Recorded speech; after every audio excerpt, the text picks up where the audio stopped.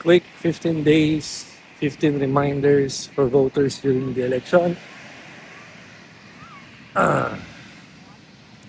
You cannot vote for another person. So, ang boto mo para sa'yo lang, hindi para sa ibang tao. Even if you have a special authority, like a special power of attorney, you cannot vote in behalf of another person. In fact, that is prohibited by the Omnibus Election Code. Take note, yung tinatawag nating substitute voting, that is prohibited. No? That is actually an election offense. So, you cannot vote in behalf of another person. Now, if that person is a PWD or a senior citizen who cannot vote, hindi pa rin po pwede because voting is personal.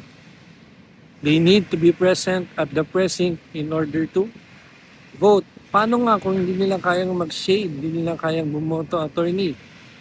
There is a special assistance provided to those people who cannot personally vote. No, they must be given an assistance, no, either by one of the BEIs or the Board of Election Inspectors or a person of their choosing. No, kung sino yung gusto nilang kasama na mag-assist sa kanilang bumoto, yun, pwede.